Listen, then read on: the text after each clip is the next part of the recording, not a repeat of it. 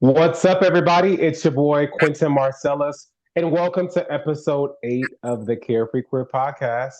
Today, we are joined by Makellah. Makellah is a trans artist from Oklahoma City. She was actually a part of the Carefree Queer Fest in July, and that's how we met.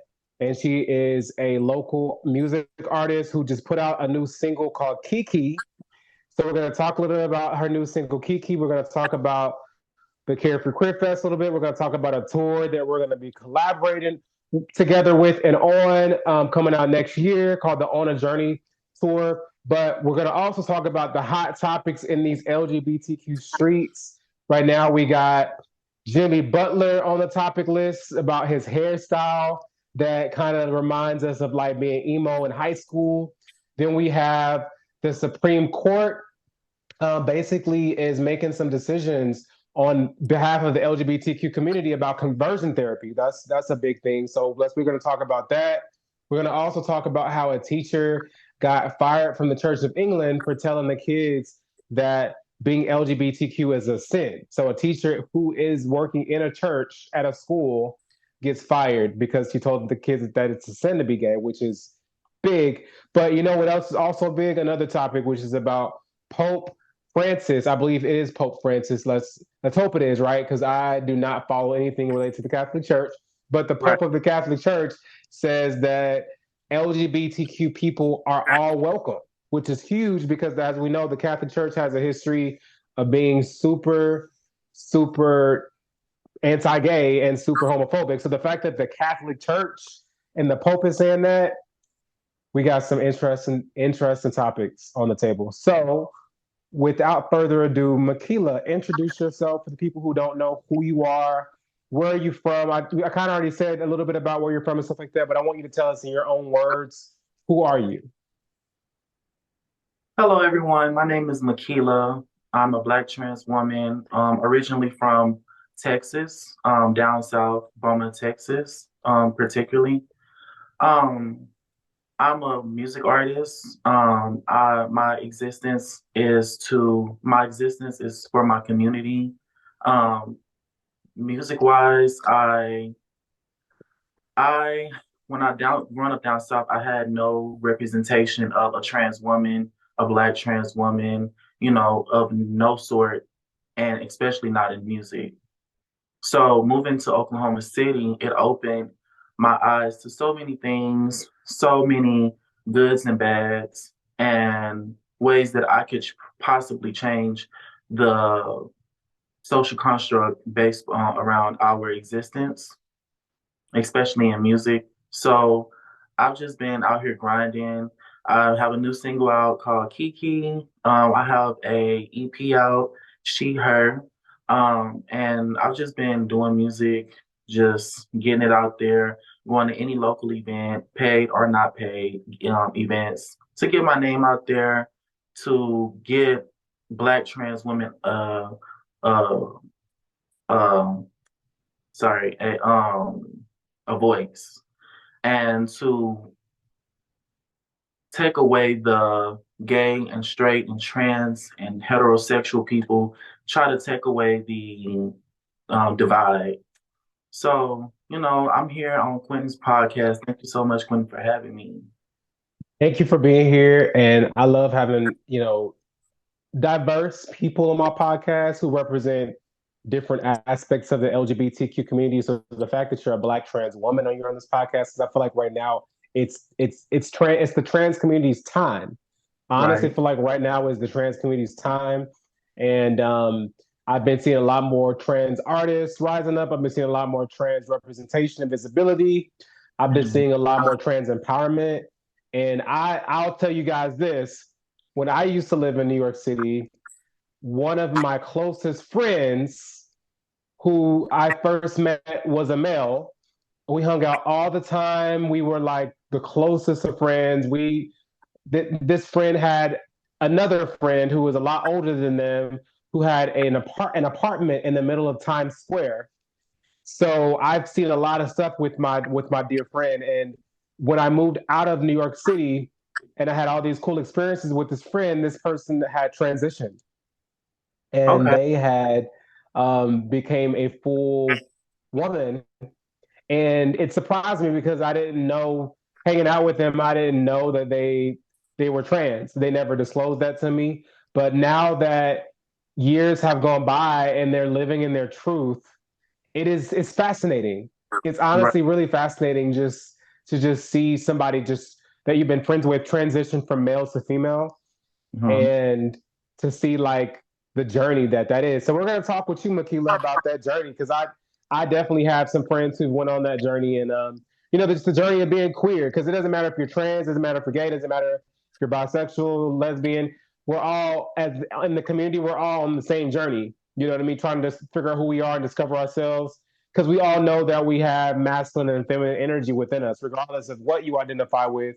We all have masculine and feminine energy, is what I believe. So anyway, let's jump right into the topic, because the first topic on the table is about Jimmy Butler, who is, I didn't know much about Jimmy Butler because I don't watch basketball. Do you watch basketball?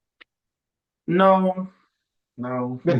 I don't watch sports that much. So, that's my stereotype, as a gay person. I'm not really into sports, but um when I do watch sports, I do like basketball, and I also like, first of all, the guys are fine. You know what I mean? Like, Period. athletes are fine. Athletes, period, are fine. So we definitely not gonna not let this conversation go without saying that. I've been really checking out a lot of football players and basketball players lately. So athletes are definitely fine. Right. So I've been telling myself, honestly, Makellah, I've been telling myself I want to date an athlete. You know what I mean? Like, I want to experience what it's like to date an athlete. Would you date an athlete? From experiences, no. You No. wouldn't. No. You wouldn't date an Um, athlete. but okay, this is a secret about me.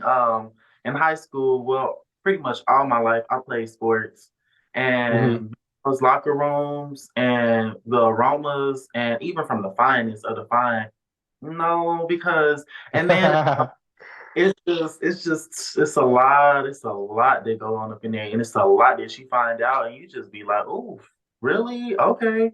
Hmm. They get a really really personal in there, and I'm just like, "Oh no, you can never be Hmm. mommy." Hmm. No. Interesting, y'all. Interesting.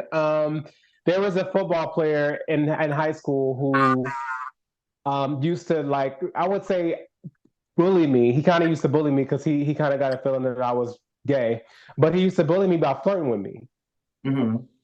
That's how I felt, at least, because Hmm. he never said he was gay. He never, you know, gave me any indication that he was, and I never Right. said that I was. I was in the closet. I never even came out, but Hmm. somehow he saw something in me to where he would flirt with me all the time, and I couldn't tell if he was trying to, like, bully me or if he was actually trying to flirt with me. Now, honestly, now that I look back on it, he was flirting with me, but he Right. didn't know how to deal with it because he is quote unquote straight, and he didn't, he wasn't trying to, like, outwardly admit that he's attracted to me. So he had to kind of, like, be goofy about it and, like, kind of play around with it.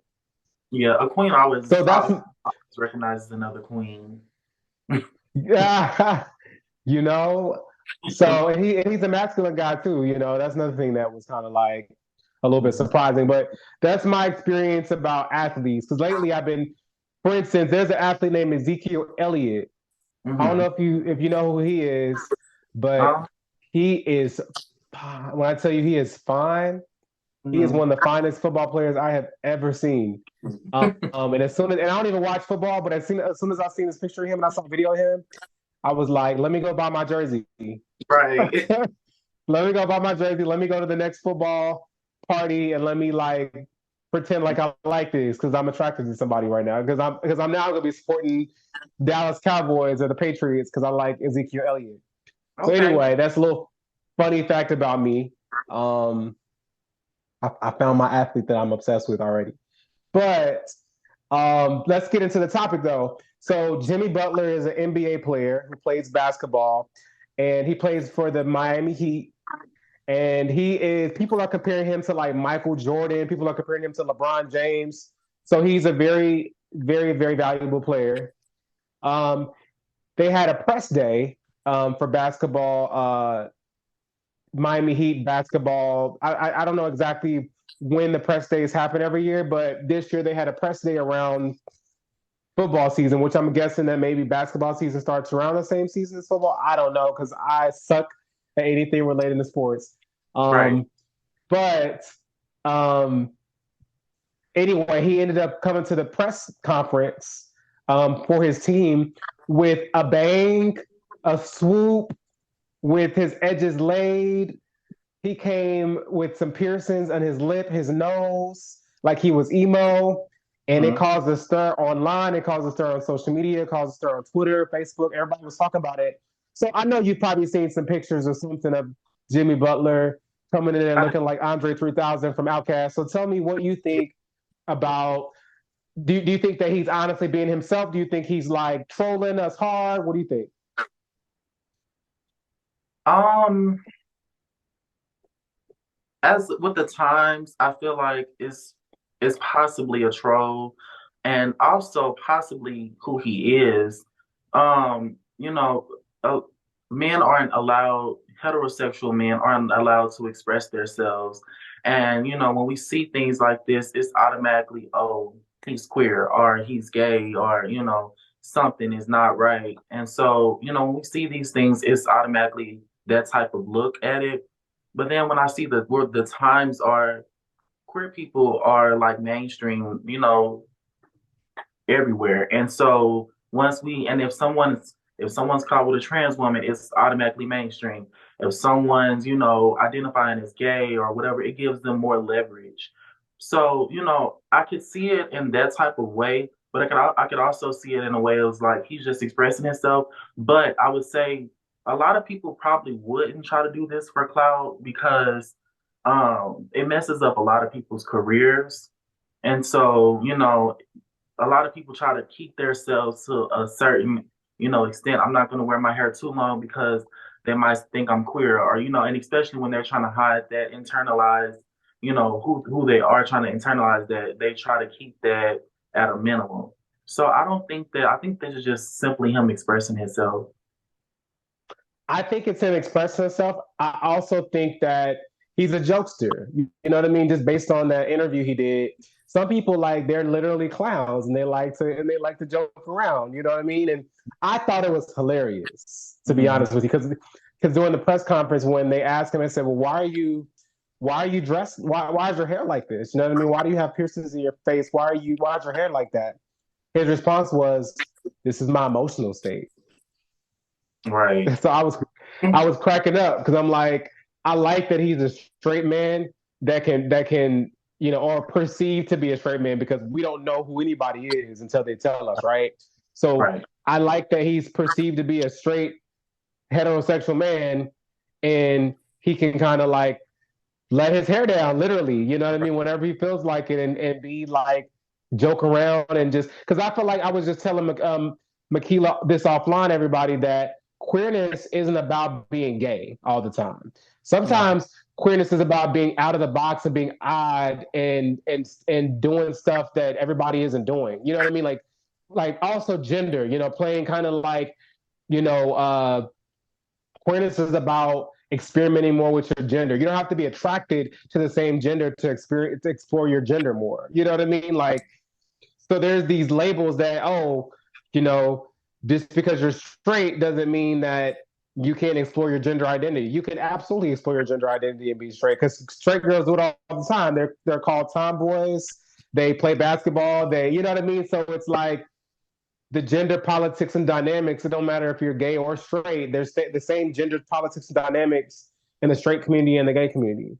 Right. So that's what I think about the Jimmy Butler situation. I think it allows men to not be so uptight all the time and Mm-hmm. like joke around every now and then and just be yourself and not like I want to be with the man who is hilarious, fine, sexy, hard, all those things in one. You know what I mean? Like not somebody that's just uptight and can't joke around every now and then or just doesn't take themselves so seriously all the time.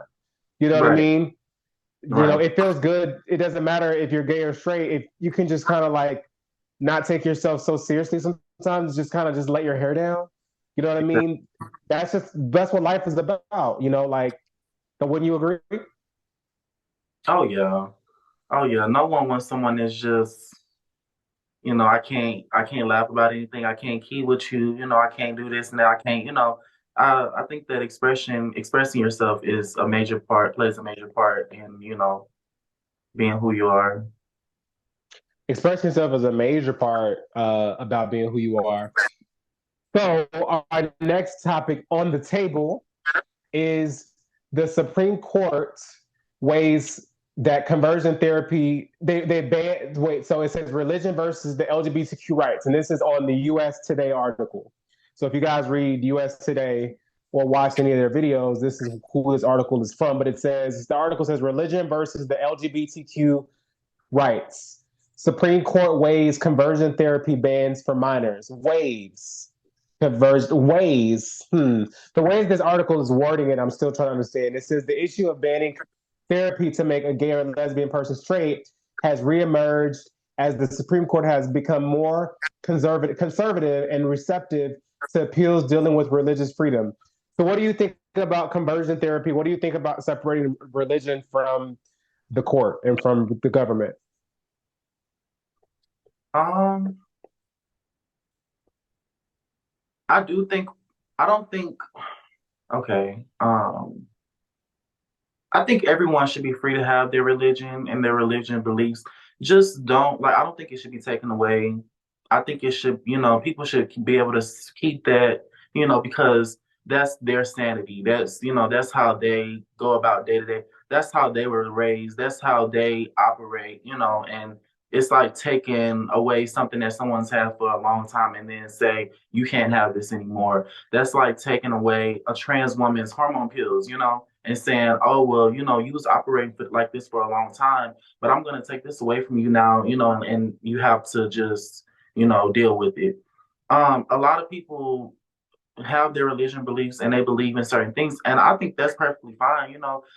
Where it becomes a problem is when you think that it's okay to go around and try to preach to people and tell people things and go as far as from preaching to making laws and making laws against people because of your religious beliefs. So it can be a good and a bad thing. It can be an okay thing for people to have their religion beliefs and how they feel, but I don't think that, I just feel like when it goes that far as to, this is my religion's beliefs, so I'm going to go to the court system, or I'm someone that's in place of law, so now I'm going to take away your existence because I don't think that, your existence is, matters. And this is what I think, to piggyback on what you said, Makellah. What I really think is this: when America says anything regarding religion and state being separated, which state representing the government and representing politics, they always exclusively mean Christianity. You know what I Right. mean? Like, they're always talking about Christianity. And so they need to just say separating Christianity from government, because when they say religion, it's usually always Christianity. You know what I mean? I don't have a problem with anybody that is Christian. I don't have a problem with Christianity. So Makellah, I don't know if you're Christian or not, but I don't have a problem with Christianity. What I have a problem with is imposing beliefs on other people. Um, like your religion shouldn't be shaming other people and saying, "Oh, because you're not this, you need to change. You're bad. You're going to hell." You know what I mean? Because you don't believe what I believe, there's something wrong with you. To me, that's like immature. That's not, at that point, it's not religious. It's just immature. Um, and I think that it is good that religion and the government are separated, because government is governing, people that are diverse. And by the way, Unity is joining us. She just stepped into the podcast. So when Unity joins us in just a minute, we will give Unity the floor so she can update us on her week. But basically, Unity, we're talking about right now about separating church from the government, and how, the Supreme Court is starting to kind of get more involved on conversion therapy. So, Makellah, what do you think about conversion therapy? Do you think that conversion therapy is right? Have you experienced conversion therapy? Have you thought about it? Have your family told you to go to conversion therapy because you're trans? So, hello. Sorry, y'all. How are y'all doing? What's up? What's up, Unity? How's it going? Going great. It's going great. All right. I'm not gonna interrupt. I'm gonna let you go ahead and answer the question and then I'll come and chime in. okay. So, my family hasn't told me like, you're like this, so you need to go get some healing or you need to go to therapy because I got therapy not because of that, for other reasons, but I don't think that, someone should go get therapy because they found their identity. I think that people in the church, heterosexual people, they should have some type of curiosity about themselves to say, okay, these people, they found their identity, and I'm going based upon the Bible, I'm going to based upon the book, but is this who I really am? Because we look at it, a lot of people that's in the church are miserable, and that's the only reason, that's one of the most reasons why, the main reasons why, we have so much separation, because they were taught by the Bible, and since we're something totally different than the Bible, and we live in our truth and who we are, and we found ourselves, and it's like, okay, well, you're not right, so you're not right, so you need to go to get some therapy and let them talk this out of you. And it's just like, you like, no, actually, I've been having conversations with myself, I've been finding myself. A lot of people in my life have been therapeutic to me, but it's not, at the end of it all, you figure out who you are, um based upon your experiences. A person can tell you who you are all day, but if that's not who you truly are, it's not gonna add up, and it's not gonna ever look right, it's not gonna ever fit you. So people want to get therapy because of who they are. I don't think that should be put in place. Hmm. Yeah, I mean, conversion therapy is, it's not something I've ever had to deal with, not something that anybody's ever suggested me to go to when I was in the closet or when I was struggling with my sexuality. But I've heard people that have gone into conversion therapy, and usually those people are white. And what I've been told is that they're still gay. Exactly. They're still gay. So I don't know if they're like electric shocking them every time they see a picture of a man. I don't know what happens in conversion therapy. But Oh, it that's didn't great. work. Whatever, I don't know what's working. What do you think about that, Unity? I think that's wild. I think that's a lot to put somebody through mentally and emotionally. And then go through all that and still be like, well, it did not work. Exactly. You know? I I mean, just hopefully that proves to people that being gay isn't a choice. mhm.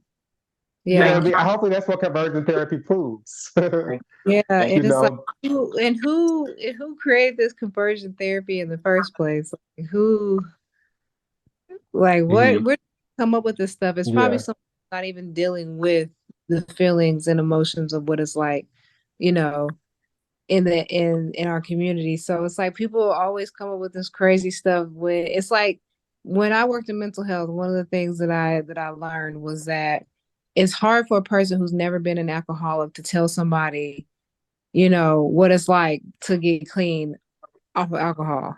It's not gonna work. You're not gonna know the experience. So for whoever created that reminds me of this pastor, this lady. I'm not laughing at her, but the whole situation is just funny. And she's a pastor now. I see her on like TikTok and stuff like that, and people are always going in, just talking shit because she said that she got saved from being gay, from being a lesbian.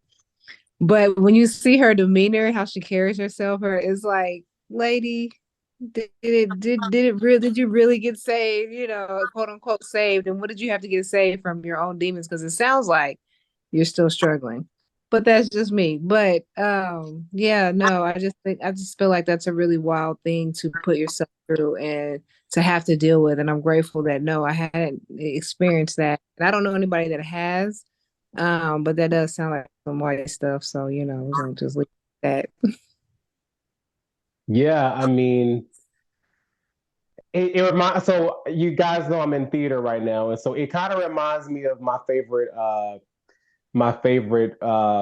musical, which is Hairspray. So in the first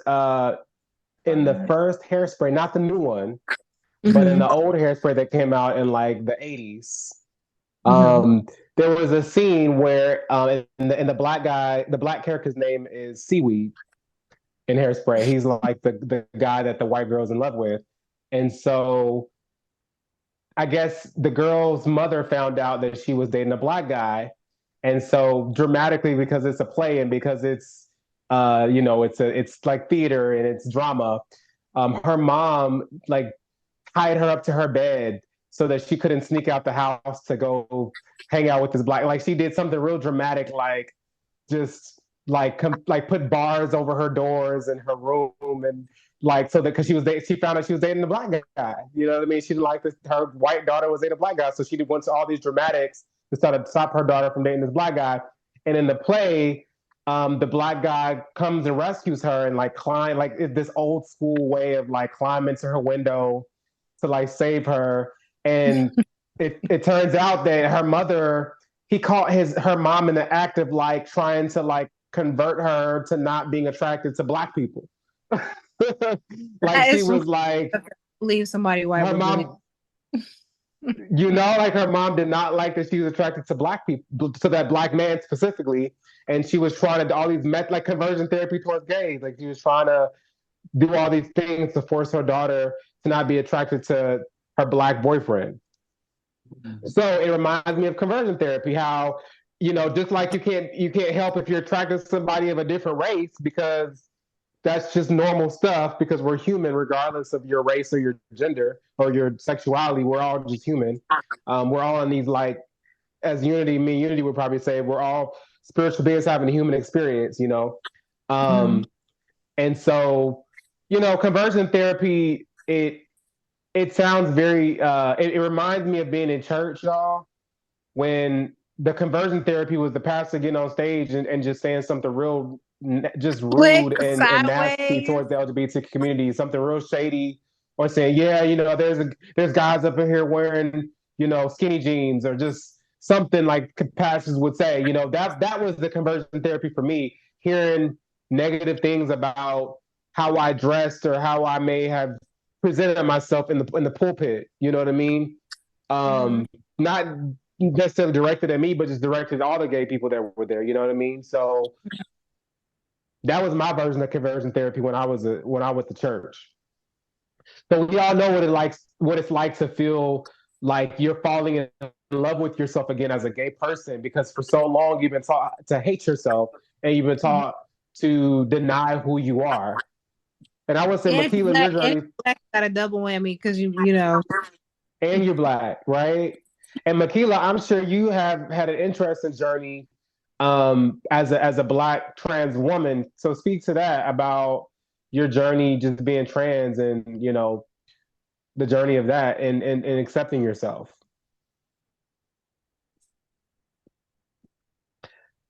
Give me 1 second. Oh no, you're good.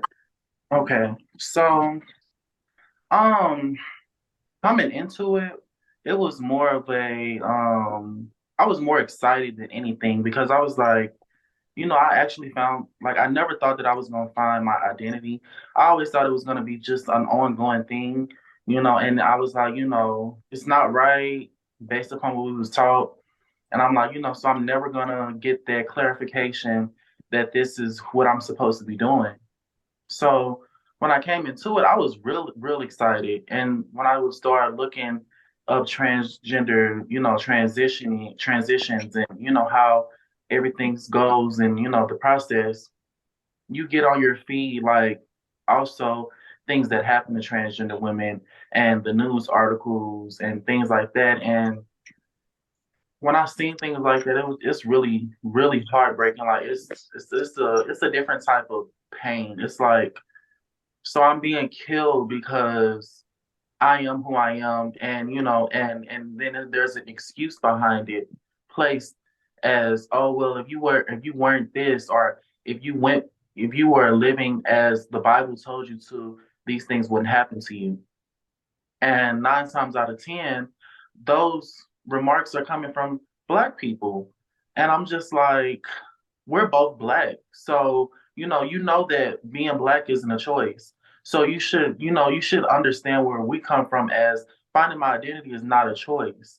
You know, it's when I was experiencing that, it was just heartbreaking. And at that point in time, I was just like, it is what it is. I gotta thug it out. And then when I started getting the effects behind it, like people pulling up and screaming out, "Oh, tranny, I'll shoot you," and this and that, you just like, okay.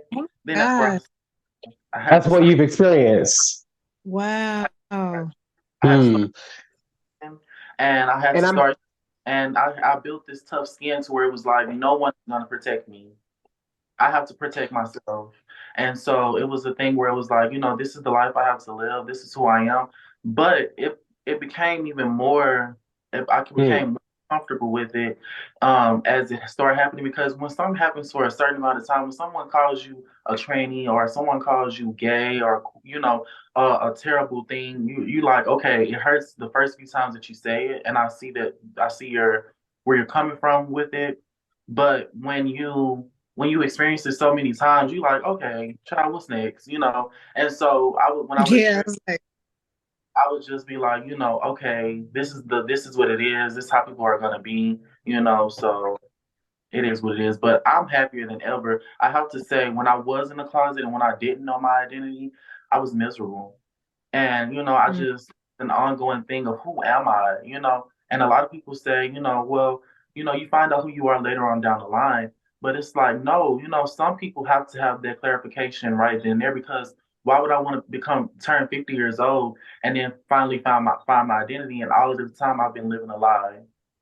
So for me, finding my identity and living my truth has been amazing. Um, I've been connecting with different people like Quentin. I've been connecting with a lot of queer people, and it's been nothing but grace and a lot of good things have been coming about living in my truth. And I'm happy you said there's a couple of things I want to touch on that you said, Makellah, that I think is really dope. One, at the beginning of this podcast, when I asked you to introduce yourself, one of the things that you said that stood out to me is that not only are you a music artist, but you mentioned that I forgot how you worded it, but it was along the lines of being a serving the LGBTQ community, right? So Right. being just the best way I can say, like, just you're one of your main goals as an artist is to serve the LGBTQ community. And I feel the same way. I feel like, when I grew up, I used to hear people, always talking about, yeah, we need to help people that have breast cancer, we need to help the veterans, we need to help the single moms, we need to help yada yada yada yada yada. But I Right. never heard anybody talk about the LGBTQ community. That was the Exactly. community that received the most hate, the most negative remarks and comments. Um, the most disrespect. And I was like, but why? If you're going to serve God in a church and you're going to bring people to quote unquote Jesus and God, why are you turning away people who you perceive to be whatever You know, you perceive them to be, and you hadn't even got a chance to get to know them? You know what I because mean? they Like, you are just, they dehumanize you us. know, They like, they don't consider us as humans. And when you dehumanize someone, you take away that person's person. And when you take away the yeah. person, it's like a thing, And so when they consider you a thing, it's like, oh, you don't matter. So, I don't have to treat you with respect, You don't need health care. You don't need this. You don't need that. So when you can dehumanize something, you take away the complete existence. So that's kind of like what it is. That's exactly what it is, and their version of help is conversion therapy. Right. That's what they think help is getting you converted. And so I never saw any of that same compassion, that same love growing up that Black people have for other communities. I've never seen us do that for the LGBTQ community.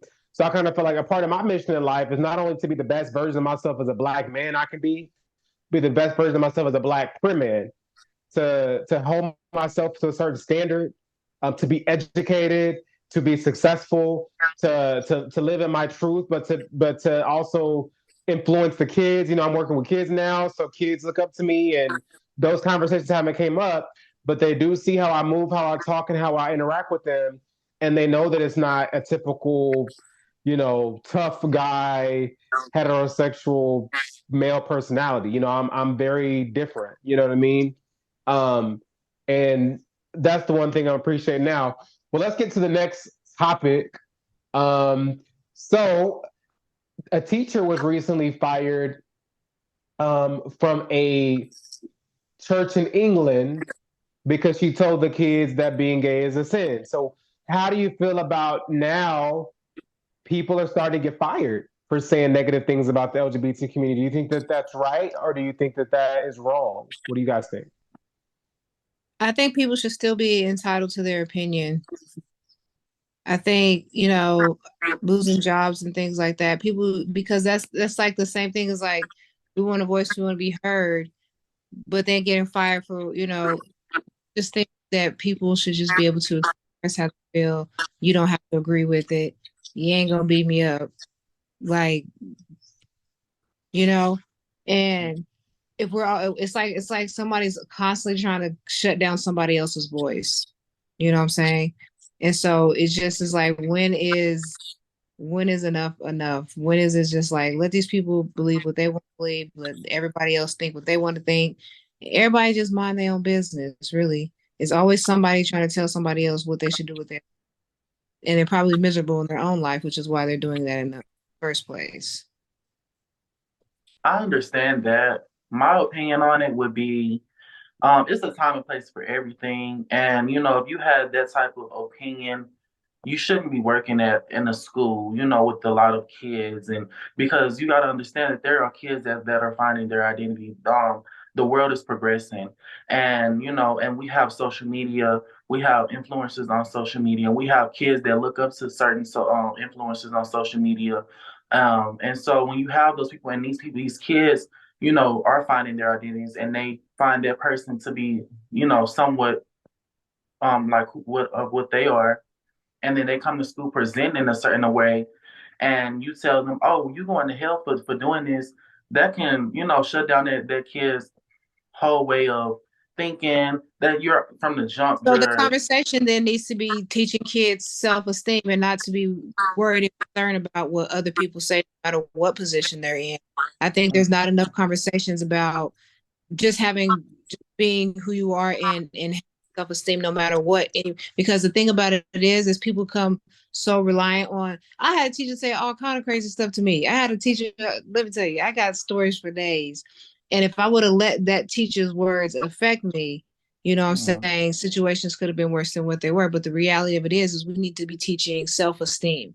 That doesn't matter if a teacher comes in and says X, Y, and Z, you know who you are. Yes, you're still growing and maturing, but you know how much kids are exposed to the whole wide world right now via the internet. So that's not going to be the first time they hear somebody saying some crazy slurs. So the conversation then needs to be, how do we teach kids to have such high self-esteem about themselves that it doesn't matter if Mr. Walton says X, Y, and Z, because I know who I am and I love myself. That needs to be the conversation, instead of teaching people to be more sensitive and firing somebody every time somebody doesn't agree. Like, like my daughter has such confidence. If someone says a teacher or whatever the case may be, she'd be like, that don't matter to me. They just there to teach the job. Like, you know? And so instead of teaching people to be more sensitive, we need to be teaching confidence. We need to teach them, this is who you say you are, this is who you want to be, this is who you decide to be in this lifetime. It's gonna come with X, Y, and Z. You're gonna have to learn how to deal with that and keep it moving.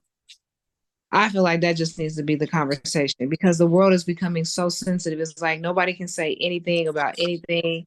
And it's like everybody is like having to be responsible for how everybody else feels. And that's a big, and I get it. You're a teacher and you're in a position where what you says can affect the children, but we're not having conversations about self-esteem either. And that's where it all begins. No matter what your ethnicity, your gender, whatever the case may be. I agree and disagree. I feel like with certain communities, though, we just shouldn't speak on certain topics, you know, especially when it's been so much behind that situation. you know, and then now you come forth and you say something like this to a child. It's just like, you know, I can handle it because like being queer, gay, trans, whatever, it doesn't, you're not just gonna come into it and be like, okay, this is the way I'm gonna stand 10 toes down in it, because you have that stage when you're in the closet and you're trying to figure out who you are. And when you're in that stage and you're trying to figure out everything, you even if you feel like you know who you are, you don't. You know, it takes time, and and so when someone is beating you down like that, it's, even though the world is gonna do it, it's just adults. It's a certain level. When you in school, you have kids that do that. So for an adult to do it, and then that kid might go home and they might have to deal with it with their parents as well. So it's like, where is the what is the breaking point to where it's like, you know, where do I have a comfort zone? I can't be comfortable at home. I can't be comfortable with a teacher. I can't be comfortable with the students. And so, this can lead to suicide. And I understand the sensitive part about it, but it's like, some people don't have the emotional support. Some people aren't strong enough to handle certain things. And so when you say certain things, I just feel like it just shouldn't be said, like in certain places.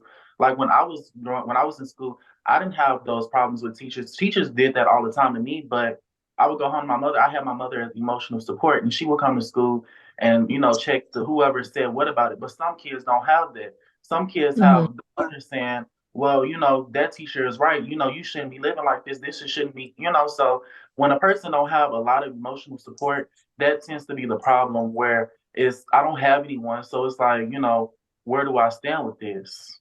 Mhm. Here's the biggest thing too with that, and I'm sure Unity can attest to this on a level too, because she works with kids right now as well. Um, just being, when you're a leader and when you're in a position to lead kids, you do have to be careful what you say. Mhm. And when you say something like, because in my head, I don't think there's anybody. I don't think it's wrong that people give their opinions, and I don't think people should be wrong to give their opinions. So there's But I think right. and I think certain opinions, like being LGBTQ is wrong, is not an opinion that should be had in schools, because you're going to encounter a lot of different kids. You're going to encounter a lot of people that you have to work with who are not kids, who are adults.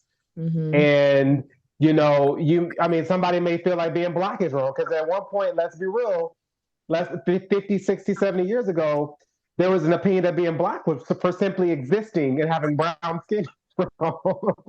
Right. So, Yeah. you know what I mean? Like, that's wild to me, that simply existing and having melanated skin is wrong. So, so if somebody was to say, hey, I accept you for who you are, but just know that being Black is a sin.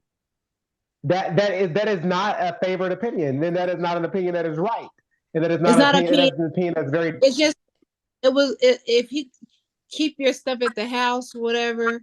But yeah, saying right. it to kids to see how, I just think about the way that I teach class. In my class, I teach my class to have such high self-esteem that it does not matter, and so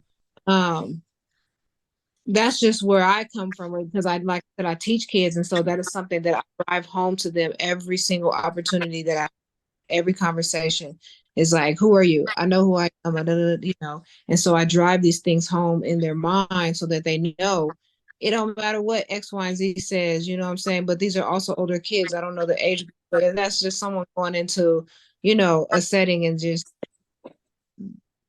trying to be hateful, which what the remark sounds like, it, was just trying to spread hate. Maybe they're having a bad day. Who knows? We're not giving excuses, but the reality of it is, it was the wrong place, wrong time, just for anything hateful, period. So,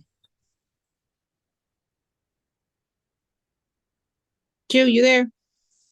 Yeah. So with that being said, I definitely feel like, you know, there's a right time and there's a wrong time for things.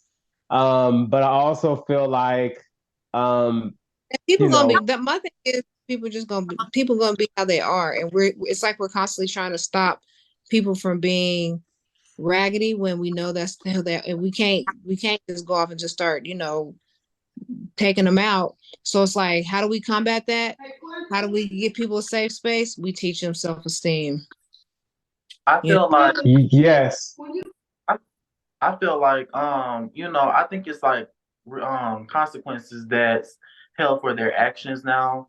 And you can say whatever you want to say, but you shouldn't have you shouldn't be in certain spaces.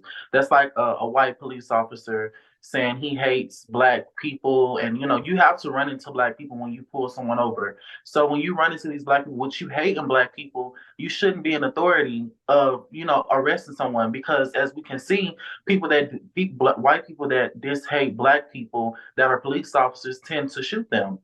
And and then it's nothing, no justice held accountable for these situations. So when it's a queer person and you hate, or you feel some type of way, you feel like they're going to hell, or this is your opinion.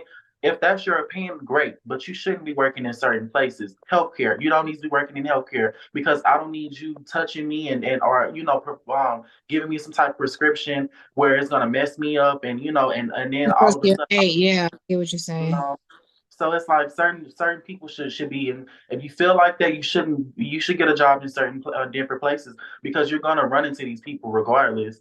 So it's like Mm-hmm. to get a job, get in where you fit in, because that's what we have to do. We have to get in where we fit in. If it don't look like it or not, we still have to get in where we fit in. So it's like, if you don't like us, get in where you fit in. Don't put yourself in a situation where you're gonna be surrounded around black people, or don't put yourself in a situation where you're going to be surrounded around queer people, give your opinion, and then you get fired, and then you feel some type of way about it. Just don't put yourself Yeah. in a situation. Well, let's get into the big topic of the conversation, which is our special guest Makellah and her music that just was released. You put out a single called Kiki. You have some new music that you want to put out as well, and you also performed at the Carefree Queer Fest. So let's talk a little about your single Kiki. In my head, I think of Kiki Palmer, Yeah, and I that's what I was think getting ready to of say. Kiki, do you love me? right. I think of a lot of things when I hear Kiki. Mhm. I think of that famous meme that Kiki always says in her interviews, which is what did she say? She said something about I'm Kiki Palmer. No, you're something. I forgot what it is, but it's hilarious. But anyway, what does Kiki mean, and where does Kiki come from? Okay, so Kiki is, we all have that girl in the hood that's like, her name is Kiki or whatever, and it's more like a club song. It's like a club anthem. Um, Kiki, like, my name is Makellah. Most people call me Keela. And so I just kind of like, went into it and just put I didn't want to put Keela, so I put Kiki. And so I just made it into like a club anthem single, to where it's like, that type of vibe. For the most part, my music is more about R&B, love, and all of the things that I've went through with love. And my friends, I'm always around people that's lit, in the clubs, and we always, having fun, having a good time. And so I'm like, most of my gigs are like in clubs. And so when I go perform in these places, I'm like, I gotta have me at least one song that's, R&B, but also lit as well, giving that Mhm. type of vibe. Because believe it or not, like, my persona, like when I'm in public and things like that, it's more of a, it's not too turned, but when I'm in the club, I'm turned. So, I need something that I can turn up to when I'm in the club. But yeah, it's nothing too major with this song. It's just a simple single that's a club anthem. Well, I like it. I got a chance to listen to it. And where can we find that again? Can we find it on all platforms? So it'll be under the name Makellah, Makellah, on Spotify, Apple Music, YouTube, all streaming platforms, SoundCloud. Awesome. Awesome, awesome, awesome. And honestly, I like it, and I like that you truly are an artist that I feel like is needed, because you make urban and R&B, hip hop, and all that mixed in one, but you're a black trans artist doing it. Right, right, That is what's gonna make you unique. That's what's gonna make you special as an artist. You are a black trans artist that's doing hip hop and R&B songs and sounds. right. You And know there's what? nobody doing that. I wish that when we have music guests on, we could find a way to play their music so that it comes, give the audience a little Yeah. tasty. Yeah. Well, we will get there. But everybody go check out Kiki, um, which is on all streaming platforms. And we will also post it on the Carefree Queer page. So if you are not following us on Carefree Queer page, make sure you follow us on the Carefree Queer page because I posted some promo for Makellah. And one, I posted some footage of her performing at the Carefree Queer Fest, which we had this past fall. And then I posted some. Fun. Yep, that was a lot of fun. And I posted some pictures and your single promo. So tell me about the Carefree Queer Fest from your perspective, Makellah. How did you feel about your performance at the Carefree Queer Fest? I loved it. When I got there, I'm telling you, I was so nervous. I'm like, it was so many people there. I'm like, oh, this is like. You were nervous, really? Oh yeah, I was really, really nervous. Even though I had been in bigger spaces, this was like a queer space. This was like one of the first spaces that I had been in, and I'm like, oh, child, they could criticize me because the queer people don't. Gays don't play. If you ain't perfection, baby, you trash. So, I showed up, I showed out, I did what was needed. I felt like I did grab a large mass of people, and they felt where I was coming from. After the performance, I had a few people come up to me and speak to me and tell me thank me for my existence. And I really appreciate it because, I felt that, what I felt that I needed to do was, done. And it's not done yet, but it's in play. And what I'm doing is not just something that's just, I'm just doing on a daily day basis, like a 9 to 5. And it's having some type of impact in people's lives. I've been having people DMing me, people that haven't transitioned yet and are trying to transition and asking me about like certain things like how do I do this, how do I walk in my truth without caring about what people have to say, and it's just you can't really explain to somebody how to because it comes with time, and and it comes with you just not giving a I don't know if we can curse on here. Yeah. You're not caring, you're not really caring, and you just like, what, this is who I am. I'm tired of people telling me who I am and this and that, so that's why when I did music, I was like, I'm a music artist, number one. And I was like, okay, but I'm also trans as well. So how is this gonna, play out? And so I've just been doing it. I'm like, you know what, I have the talent. So, I'm just gonna put that in play.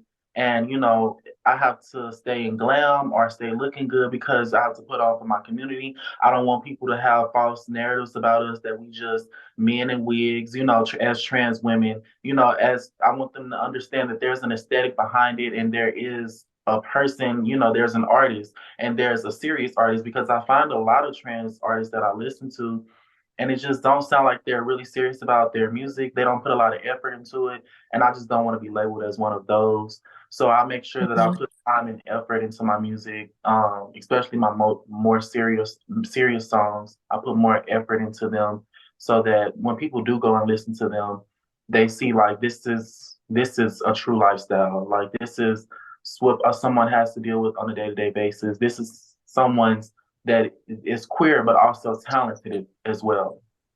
And one of the things I hated as a gay person is hearing people call our life a lifestyle, right?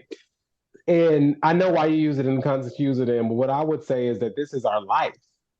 Right. Yeah. This isn't a lifestyle. This is my life. This ain't a choice. This ain't McDonald's or Burger King. This is like this isn't about having it my way. Because if I could have it my way, my life would be a lot easier. If I could have it my way, my very insecure and very immature mind would want to pass in society to where I'm not bothered. And the only way that looks is maybe like heterosexual, Christian, and white.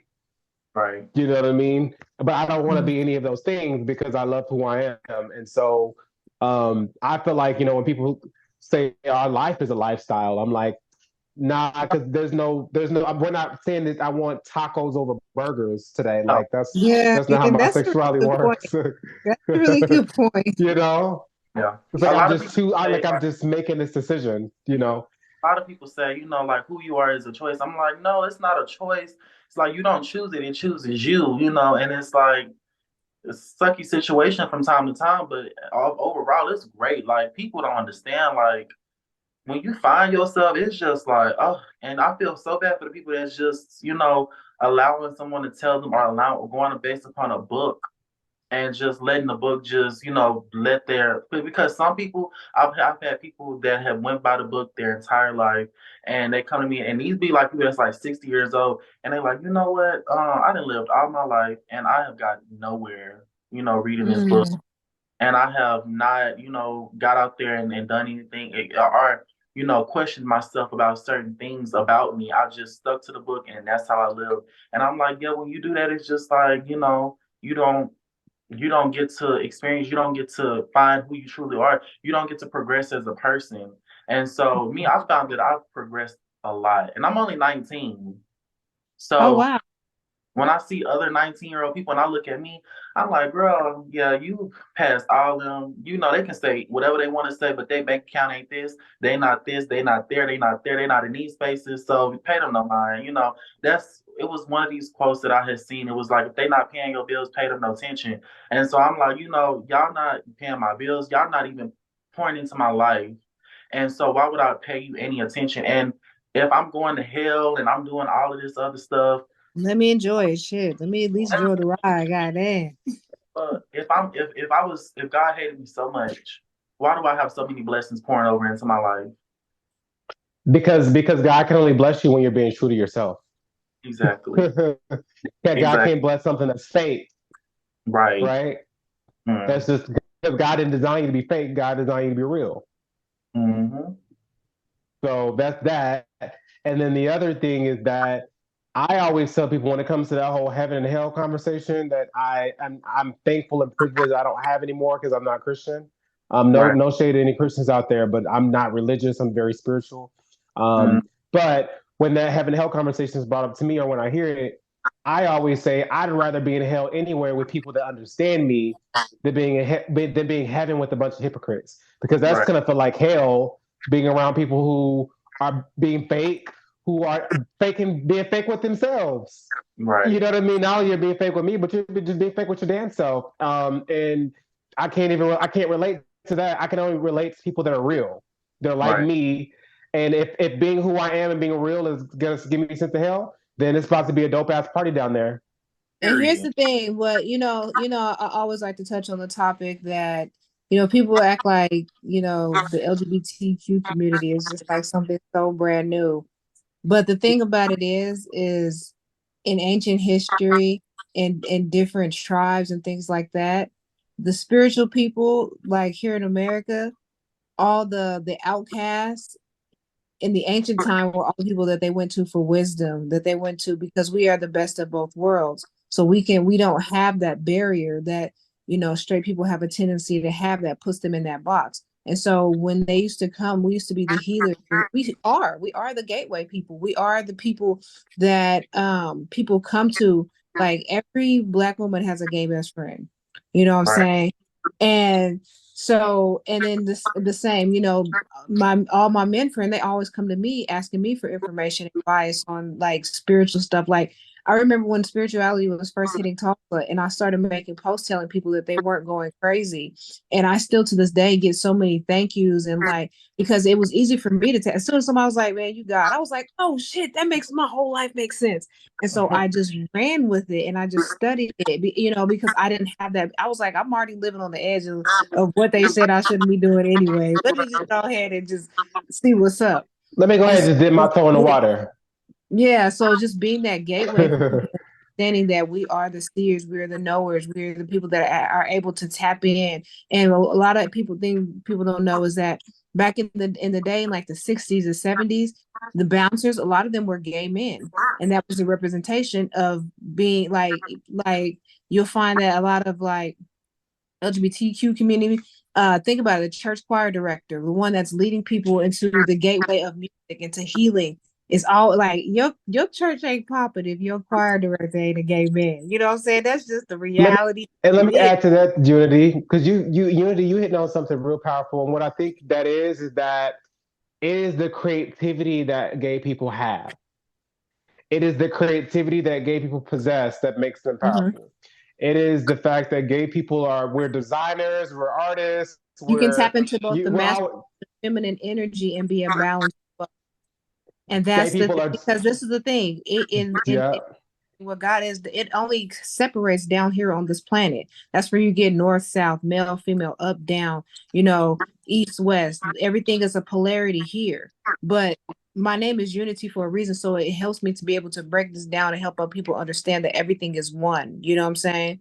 And so the reason why they have demonized it in the Black community is because they don't want the Black community coming to their seers, their knowers, their healers. They want us to stay sick. So now what they're doing, you see in white community, there it's LGBTQ everywhere. They doing everything everywhere. See, they know because they've taken our ancient history and they've stolen a lot of stuff. And so then they took it, gave it back to us, and made everything that made us powerful demonized. They demonized witches, they demonized the LGBTQ community. They talk about mental health like schizophrenia and stuff like that. In other countries, other places, those people, if you listen to people that have schizophrenia and stuff they're saying, they be on some shit. They be knowing what they're talking about. But to everybody else, it seems like they're crazy. And because they didn't have people there to rely on them to help them navigate through those voices and things like that, it took them off the deep end. And so when you know and you understand like just how powerful we are and why they want to shut that down for our community, that's why it's like why why don't the Black people like X, Y, and Z? You can do everything under the sun. I have seen it in the church. They will bring you back, but if you're gay, they be like, you can't participate in this, that, or the third. It's like as soon as you come out, and it's like I had to ask. I said, why is that? What, this got to be something. Why is that? And so I did my research to find out who we were as a people, as a group of people, and that's when I learned all things. And I said it only makes sense that they don't want them to tap. They don't want the church family to really tap into our community, because and every time I take somebody to the gay club, they always say they feel so free. You don't nobody give a gay club. You go in there to have a good time. You go in there to dance, listen to it, and just vibe out. And I've even taken straight men there. I've taken straight men, taking some of everybody to the gay club just because they can go and feel that feeling of euphoria and have a really great time. And right, so no judgment. That's the thing. No judgment. Because ain't nobody judge. Now it's becoming a thing to like use like even in the LGBTQ community, you can't, if you're like, I was looking on TikTok, there was like some straight, like not some straight women, but some like feminine lesbian women realize that now that a lot of like studs and stuff like that are tapping into their feminine sides. Like I love that shit. Like I love the mix and the balance of and the feminine. But you have people that's like in the community that's bad. If y'all don't calm the fuck down, like everybody just the hell up and just let people enjoy their lives. If it's not cool, but let them enjoy their lives. But again, I say all that to say is that the people that I don't even like to say they're empowered, because it's a false sense of power that they have. It's just because everybody believe that they have power they use to make it seem like they're more powerful. But the reality of it is, if you look and see what's going on, is they're trying to turn their whole community into this big LGBTQ party. Meanwhile, having the Black people demonized. And they put it in every show and every movie and every cartoon now. You know what I'm saying? And people think it's in terms of inclusion, but if they're trying to raise up this energy for them and shutting it, so while simultaneously trying to shut it down in our community. Because if we start going to be like, here, take this herb, you can heal this. Let me put my hands on you and heal you, because I can tap into both my masculine and feminine energy and put this and help somebody.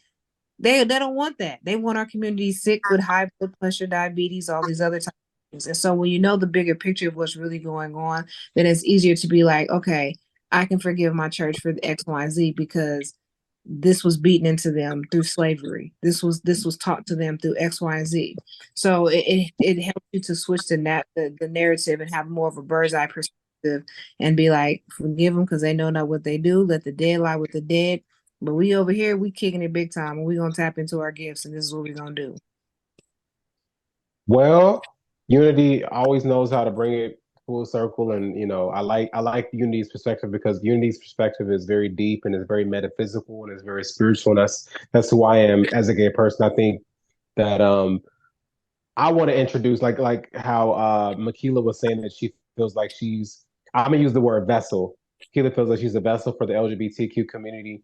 I feel like I'm also a vessel for LGBTQ healing.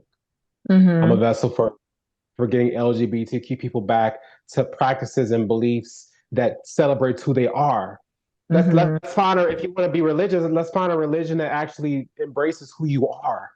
That's Right. what I want to do for gay people. I want to give them back that love that was taken away from them in religion. I'm like, well, if you want to stay religious, you can still stay religious. Let's find a religion that actually accepts you for who you are Mm-hmm. fully. Then you'll see how powerful you can become when what you believe validates who you are. Because if what you believe does not validate who you are, you can't be a powerful force in this world. You can't accomplish your goals and your dreams because then you're just a walking contradiction like a lot of religions out here. You know what I mean? Yeah. So And also a lot of pastors, while they doing the preaching that they preaching and the teaching that they teaching, we know yeah. what's really going on. Yeah. Well, we have reached the end of our podcast. So at the end, there's two things I wanted, actually three things I want to do before the podcast ends today. First is I want to give Unity an opportunity to talk about anything as far as anything she has coming up and just a little bit about who she is for the people that are just listening to this podcast for the first time since Unity came in a little bit late. Oh yeah, I So did just Unity, pop in. Sorry, guys. oh no, you're good. So we already know that you are a reoccurring member of the Carefree Queer podcast, Mhm. but tell the people kind of what you've been up to this past week since they've last heard your voice and anything that you have coming up and where people can find you and follow you. Well, it just dawned on me that Chaz is not in here. So I was talking, but then it just made me realize that he's not here. So, but yes, I am Unity, also Oklahoma. That is I. I am the owner of You Got the Juice and Juice Apparel, both of which are helping you love yourself to life. I'm big on self-love because if you don't have that, you ain't gonna make it out here in the streets, just point blank, period. That is the name of the game. Everything has to do with love, and that is the highest frequency, the highest vibration. So that's what I teach about. That's what I, you know, just rave about as much as I can because I understand the importance, especially with the Aquarian age of what we're going through. So, but yeah, that's what I'm actually working on clothes right now, you know what I'm saying, for Juice Apparel and Self Love Tees. You can check me out at yougotthejuice.com. You got the juice 918. Yeah, and I've been doing a lot of modeling as of lately and just joined some modeling agencies. So yeah, that's what I've been doing, ladies and gents. I So love it. I love it. Makellah, let's where can people find you? Let's talk about any music that you have coming out or any music that you already have out. Remind us again what your new single is and remind us where we can find you and follow you. So you all can follow me on Instagram at Makellah, MA'Kellah. You can find me on YouTube, Makellah, um, um, Apple Music, Makellah, all streaming platforms, Makellah. I have a new single out called Kiki. It's an club anthem. I have an upcoming album coming out next year, November 4th, 2024. This album is mostly about me coming to terms with who I am, finding my identity, and also my love life, and all placed into like an R&B mix. So that's what I have as of right now. I have a photo shoot coming up in November as well of this year, 2023, for my upcoming album for next year. And other than that, I'm just really just living up my EP, She Her, which is out on all streaming platforms, including Apple Music. I've been performing at local venues, local places to get the vibe out of this EP. Other than that, I've just been relaxing. when do you perform again? Um, Next performance will be November 16th. Where And we also have a tour next year with Quentin Marcellis. We'll be performing in the Midwest, Oklahoma City, Tulsa, etc. So y'all don't forget to tune in. Y'all look out for the On a Journey tour that is coming in 2024, which is going to feature Makellah, me, Nathan Scott, Savvy, and the Underground Collective, and maybe some other cool cats and talented people in Tulsa that want to join. But we are announcing that we are putting together a tour called On a Journey in the Midwest, or On a Journey.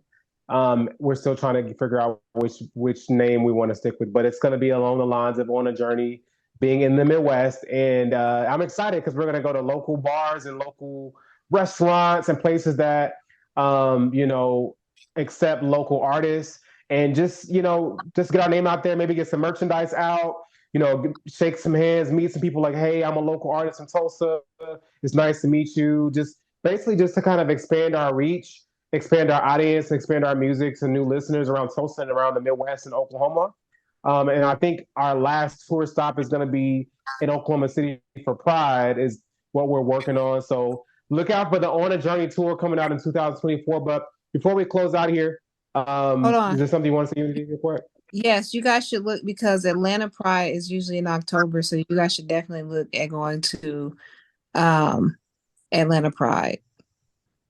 Okay. Yeah, we would. I think the second leg of the tour would be going to like prides, like finding prides that we can go to and travel to. But there's two things I want to do before we end our show today. I'm going to tell you guys where you can find me now. You can find me at Q Marcellis, Instagram, Q Marcellis, Twitter.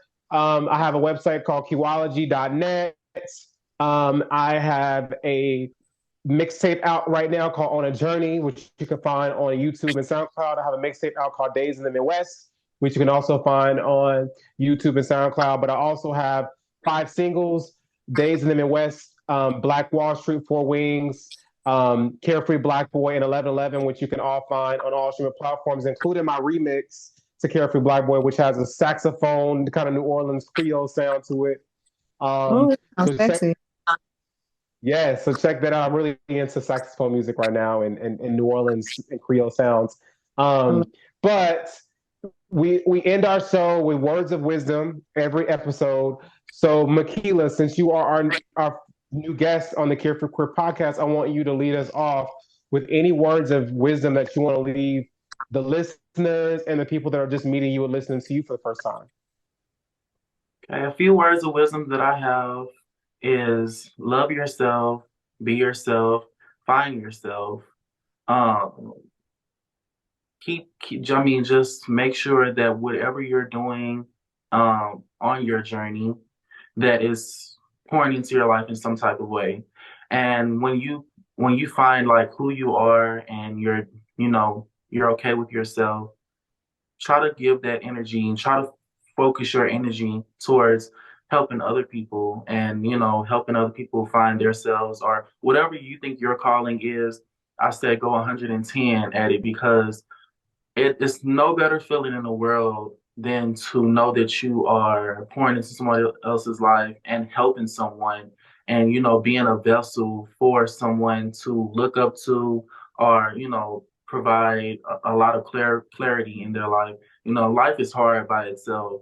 So having, vessels and influencers and people like me, Quentin, and Unity on here, we're all pouring into people's lives. So I say, whatever you're destined to do, or you feel that you're destined to do, go at it 110%. So do that shit. Do that shit. Do it. What else you gonna do? Yeah. So you said you might as well get your ass up, go get it. Right. Yeah. Because life ain't waiting on no. It's not. You're so right. Well, Unity, what's some words of wisdom you have for the people? Get in that mirror and say them affirmations and love on yourself. That's it. Go say them affirmations. I love every it. day. I love it. Ritual. Well, I got something really good for everybody in this thing and everybody that's listening, and that is you are your first soulmate. Yay. And that is something I have been really meditating on lately. I've been meditating on, if I want somebody to love me, since we're queer up in this thing, let me be more specific. If I want another man to love me, I need to learn how to love myself. And if I want to find my soulmate, I need to be happy and in love with the man that I already am. So I need to fall in love with the man that I'm in the body that I'm in right now. This man right here, I need to fall in love with him. You know what I mean? I need to learn who Let me Quentin is. tell I you need what, to. that's an attraction energy. Like self-love is an attractive energy, and you will start to attract really amazing, awesome, beautiful people when you are living authentically in who you are and why you're here. It is so true. I mean, I'll tell y'all this, you know, as an artist, I was just telling Makellah this kind of offline, but I'm a perfectionist. And one of the things that gets in my way from loving myself fully sometimes is my perfectionism. Is I have to have the perfect picture, I have to have the perfect video, I have to have perfect, right? Perfect boyfriend, perfect this, perfect that. And you know, I finally realized, I said, you know what? Um, I need to fall in love with what I think is imperfect. Mm-hmm. That's what I need to be nurturing. That's what I need to be loving. That's the type of Mm-hmm. affirmations I need to be speaking in the mirror. You know what I mean? Whatever those imperfections I think are, I need to discover that more. Why do I feel so strongly about that? Why do I feel that way about, you know, if I take a picture with this angle, why do I hate that angle? You know what I mean? Like I need to fall more in love deeply with myself before I attract my soulmate. But Mm-hmm. anyway, that is my words of wisdom, is that you are your first soulmate. So before you out here looking for a man or a woman, realize that the first man or woman you should be looking for is just your damn self. You should be your dream man, your dream woman should be you. Right. It really is. That's, And it really and truly, when you're looking for a partner, you're really trying to find yourself in someone else. and you're always gonna attract at the level of your growth. So if you're upset about the people that you attract, then you have to look in the mirror and have to ask yourself, well, why am I attracting people that I'm not attracted to?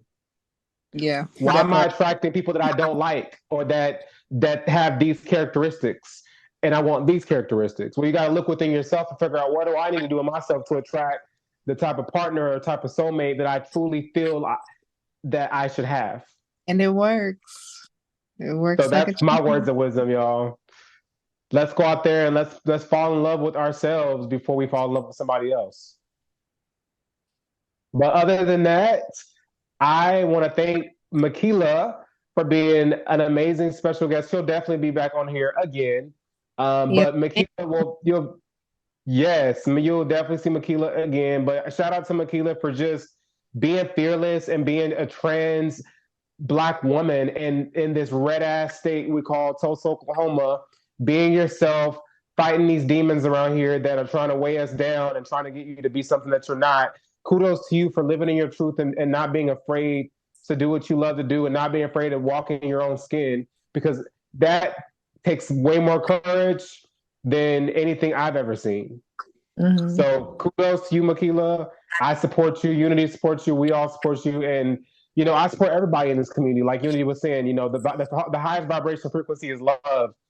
So I support every queer group and I support every community out here, because at the end of the day, the struggle, whether we're trans, gay, white, Black, whatever, is the same struggle. It's the LGBTQ struggle. So I want to thank you guys for being on this podcast. I want to thank Unity for riding with me and believing in me and just being as dope as she is. And we will catch you Again. guys on episode 9. And we will see you guys very soon. Have a great night, everybody. And thank you for tuning in, whatever time of the day it is. Thank you for tuning in to the Carefree Queer Podcast. Bye.